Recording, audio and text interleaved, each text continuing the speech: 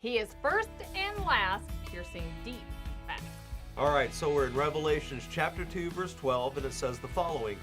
To the angel of the church in Pergamum write, these are the words of him who has the sharp, double-edged sword, first and the last, who died and came to life again. And now, as we read Jesus' letter to the church in Pergamum, we see that he opens with a similar statement as he did to the church in Smyrna by saying that he is the first and the last and the one who died and came back to life. Which makes perfect sense since they were suffering a great persecution at the time. That's right. You know, the statement tells the church that he's the everlasting king and not even death can bring an end to his kingship. This hopefully served as a reminder that not even death would bring an end to their lives, because persecution brings about a suffering and maybe a fear that something's going to end, and especially our lives in a situation like that. That's right. You know, Jesus' statements about the resurrection was not about Jesus' resurrection per se, but a reminder that he has taken the sting out of death for all of us, right? You know what? It's important to remember that. Now, here's what it says in 1 Corinthians chapter 15, verse 55. Where, O death,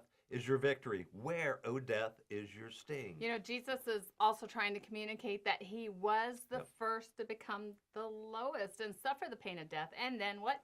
He rise again. Right now, in our previous shows, if you can remember, we said that the word first is protos and the word last was eschatos.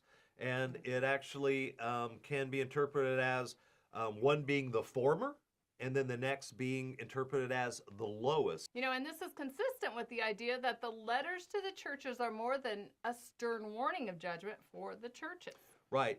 Jesus is connecting with a group of believers who are being persecuted, and the best way to encourage them is by reminding them that he understands what they're experiencing. That's right, and that he was also tempted and suffered at the influence of Satan. Absolutely. And so Jesus' opening statement, he makes sure that it's clear that he is the one who has a double-edged sword, and there's some meaning behind this. There is. And in chapter 1, Jesus has identified himself as the one who holds the 7 stars in his right hand and has a sharp, double-edged sword coming out of his mouth. A double-edged sword is a highly effective weapon that's able to penetrate deeply and easily, severing and dividing body parts. That's right. Now, here's what it says actually in Hebrews chapter 4, verse 12 about that. It said, for the word of God is alive and active, sharper than any double-edged sword. It penetrates even to dividing soul and spirit, joints and marrow, and it judges the thoughts and attitudes of the heart.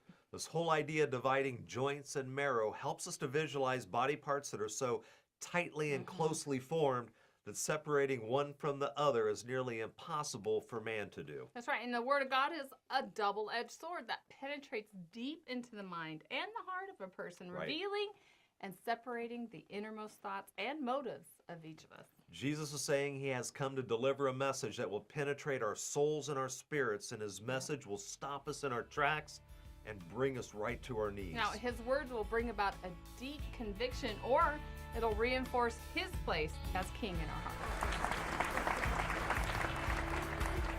Thank you for joining Les and Tracy King for A Word on the Word.